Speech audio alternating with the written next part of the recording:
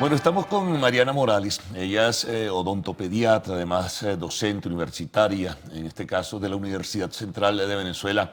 Bueno, Mariana, muchas gracias por acompañarnos. Gracias a Es ustedes. un tema que por lo general poco se aborda, poco se conoce, es la atención a pacientes especiales, ¿no? Por una parte, y yo me permitiría un poquito extenderme, ¿no? Para tener tu percepción sobre ¿cómo van las cosas en la atención, por ejemplo, en el área que a ti específicamente o a la cual específicamente te dedicas, ¿no? Así que vamos a hablar primero de pacientes especiales y nos das unos detalles, nos ubicas en el contexto y luego entramos en otros.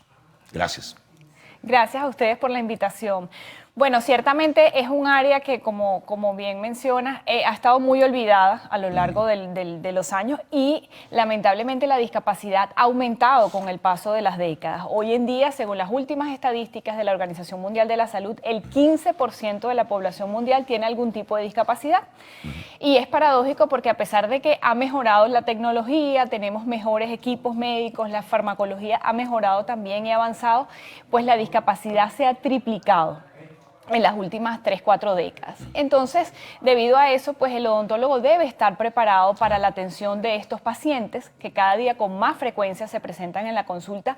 Hace unos meses atrás acaban de salir las últimas estadísticas de autismo y 1 de cada 159 niños que están naciendo en el mundo están siendo diagnosticados con autismo. Entonces, no es poca cosa, no es una cifra Sí, ¿no? despreciable y por eso pues debemos prepararnos para poder atender. Son pacientes que tienen condiciones particulares, tanto a nivel médico como a nivel odontológico y a nivel psicológico conductual, y por eso pues su atención digamos que es un poco particular o diferente. Claro. Ahora, ¿cuáles serían las coordenadas fundamentales? En esto digo la orientación fundamental para, primero, percibir a un paciente con este tipo de discapacidad y luego para asumir la responsabilidad de atenderle. Sí, bueno, es muy importante eso, primero informar, por eso les agradezco que me hayan invitado, porque estos espacios son muy importantes para que los padres que a veces no Claro. tienen la Sí, información las herramientas a veces, puedan tener esas y herramientas. más en tiempos de crisis, ¿no? Totalmente de acuerdo. Entonces es muy importante eso, informarles sobre cómo debe ser la higiene en estos pacientes. Muchas veces hay tantas complicaciones sistémicas en ellos, tienen que acudir a psiquiatra, neurólogo, al pediatra, al inmunólogo, entonces muchas veces la parte odontológica queda relegada al último espacio. Entonces es muy importante porque esa mala higiene bucal o esa mala salud bucal puede afectar otros órganos de nuestro cuerpo. Claro. Está comprobado y está descrito científicamente que, por ejemplo, el corazón puede verse afectado debido a bacterias que provengan de la cavidad bucal. Entonces, por eso es tan importante la salud bucal de estos pacientes. Sí, porque me imagino, ¿no? El abordaje de diversas patologías, sobre todo cuando se trata de higiene bucal en personas especiales, en niños en este caso, es mucho más complicado porque de repente los padres no tienen quizás las herramientas necesarias o no se dan cuenta, así de sencillo, de qué es lo que está ocurriendo. Correcto, y en muchos casos pues el propio paciente no tiene Claro. o la capacidad psíquica o la capacidad motora para poder él mismo hacerse su higiene. Entonces generalmente tenemos patologías bien avanzadas. Cuando ya llegan al odontólogo en muchos casos pues ya está muy complicado. Entonces es muy importante que se haga un abordaje también conductual adecuado, porque si el paciente sufre luego de un trauma ante una mala atención odontológica, Claro. pues luego va a ser más complejo poder tratarlo. Entonces siempre tratamos eso, de hacerlo mediante una modificación de conducta, pero hay muchos casos en donde debido a su condición o a su discapacidad intelectual no se puede hacer de esta manera, entonces se recurre a lo que sería la sedación o en última instancia la anestesia general. Ahora, esto es mucho, te pregunto, es novedoso, esto no parece que ha tomado todavía un espacio masivo, ¿no? Y de verdad que es un tema bien interesante.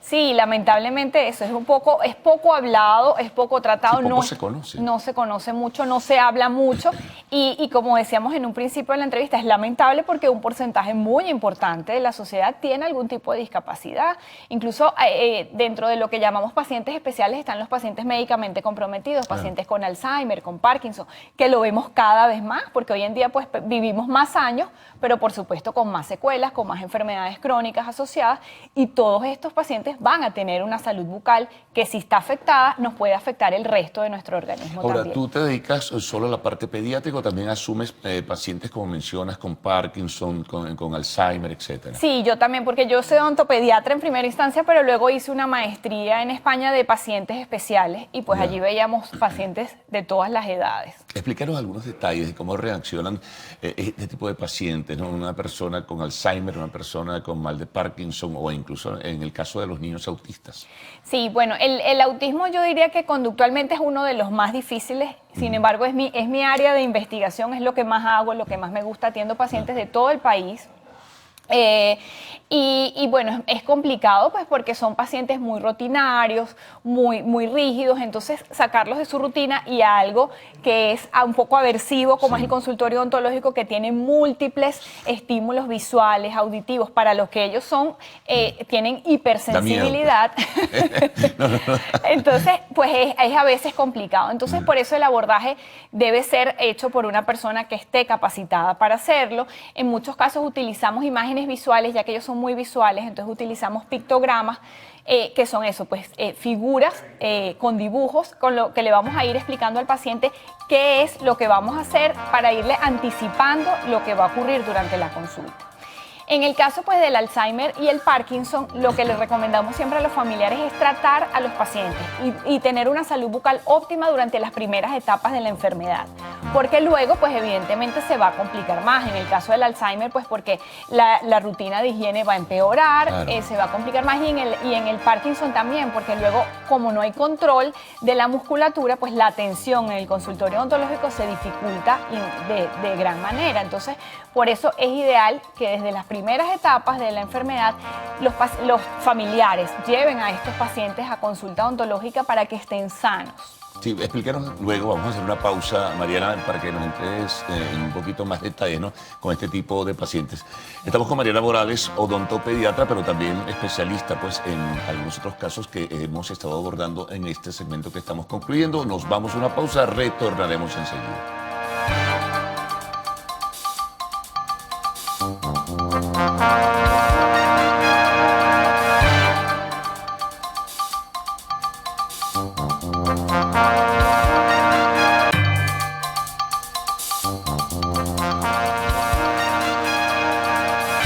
Bueno, seguimos conversando con Mariana Morales, odontopediatra. Una cosa que me causa mucha inquietud, en este tiempo de crisis, en esta circunstancia que vive el país, en medio de un marco pues, de contratiempos de materia económica y social, y dentro del problema social está la salud, y en este caso, salud e higiene bucal. ¿Cómo están trabajando los profesionales del área? Bueno, hay muchísimas dificultades, evidentemente, pues porque, como ya sabemos, como bien lo menciona el tema, por ejemplo, de insumos médicos, está complicado en el país. Muchas veces, a lo mejor indicamos un medicamento y es difícil conseguirlo. Entonces, por ejemplo, cuando vamos a hacer una sedación, antes debemos mandarle, tiene que conseguir este antibiótico, este analgésico, para poder después realizar el procedimiento. Otro tema es que, por ejemplo, a nivel público, también hay muy pocos espacios que se dediquen a la atención de estos pacientes, y es muy importante, es algo que en lo que se debe hacer énfasis, en lo que los sistemas públicos deberían abordar y abocarse. Sí, perdona. O sea, en el sistema público de salud, definitivamente la atención para pacientes especiales existe o no. Bueno, en la universidad, evidentemente, ¿no? En las clases. universidades, en ambas, Claro. en la Universidad Central de Venezuela y en la Universidad Santa María, hay servicios, pero como todo, lo acabamos de mencionar, debido a los problemas de salud que existen en el país y a todas las carencias, pues son servicios que han sido afectados. Claro. También, sobre todo el área de sedación, no se está realizando en la mayoría de los servicios públicos. Entonces esto es un tema importante, ya que muchas personas no tienen acceso a servicios privados. Claro. Por temas económicos, sobre todo, por ejemplo, cuando tienen que acudir a una anestesia general, que es muy costoso. Entrar a un quirófano, solo poner el pie en un quirófano, es costoso. Entonces, no tienen recursos y no tienen, entonces, posibilidades tampoco. Claro, y aparte de los costos, Mariana, también está, digamos, la carencia de insumos, conseguirlos. Y leía recientemente en el caso de odontólogos, también el tipo de productos. Hay deficiencias en los productos, ahí no tienen la óptima calidad, incluso para atender a los pacientes en general. Sí, totalmente. Bueno, en mi caso importamos todo, claro, para que se den todas las condiciones óptimas para poder tratar a los pacientes. Pero ciertamente hay que tener mucho cuidado, porque además hoy en día hay mucha falsificación de medicamentos, de productos médicos. Entonces hay que estar cautelosos ante eso, porque cualquier producto que no sea de alta calidad, por ejemplo la anestesia, que no venga con un registro sanitario, etcétera, etcétera, pues puede afectar la salud del paciente. Entonces hay que tener mucho cuidado con todo ese tipo de Claro. Ahora de fíjate, ¿tienen ustedes algún perfil en términos generales de, quizá tú lo puedes medir a través de la universidad un tanto y de la consulta privada, pero del tipo de pacientes que se ven afectados de casos especiales que ustedes tienen que atender? Bueno, no, realmente No hay una estadística definida. Sí, la discapacidad realmente no tiene límites ni de género, ni de estrato social, ni de raza. Afecta a todo el mundo Y me por imagino que el igual. Ministerio de Salud tampoco tendrá estadísticas en ese sentido, ¿no? Supongo que no.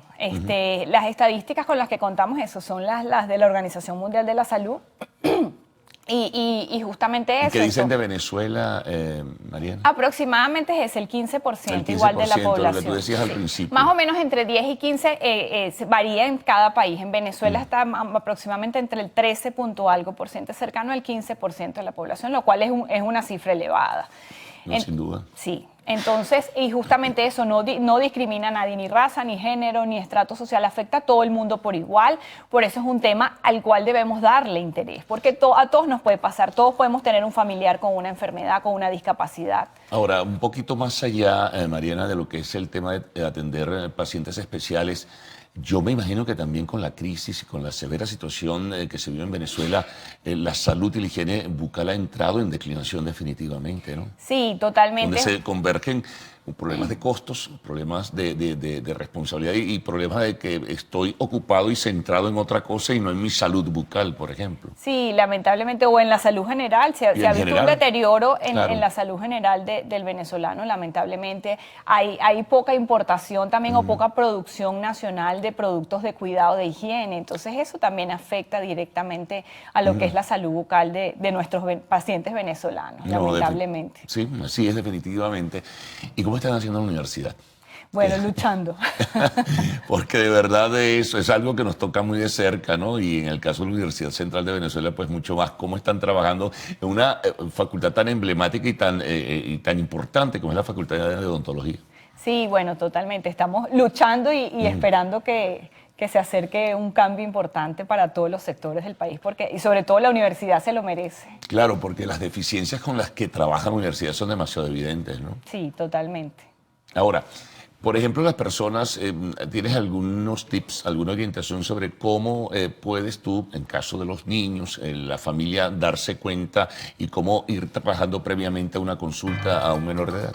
Sí, es interesante iniciar la higiene desde una edad muy temprana, en el caso de los niños, por supuesto. Yo siempre repito la misma frase, cuando algo comienza desde muy temprana edad, es rutina, y lo que es rutina no molesta ni incomoda a ningún niño, no es un momento de complicado, ¿ok?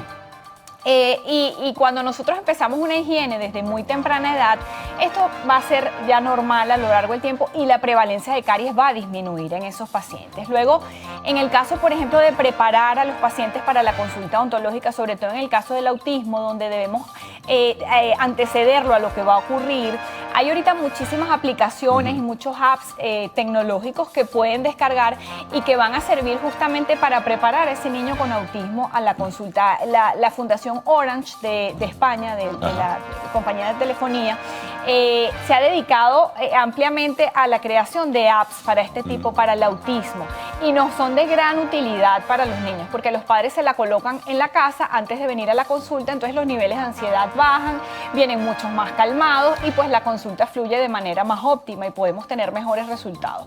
Y luego siempre que los padres acudan 2 o 3 veces al año, dependiendo del riesgo de caries del paciente, a consulta, pues vamos a tener mejores resultados. El paciente va a estar sano, no vamos a tener que hacer tratamientos invasivos y por ende pues vamos a tener mejores resultados a lo largo del tiempo.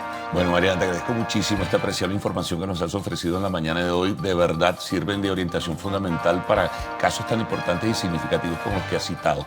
Bueno, Mariana Morales, odontopediatra. Amigos, renovada la invitación para una próxima oportunidad. Por lo demás, hacemos una pausa.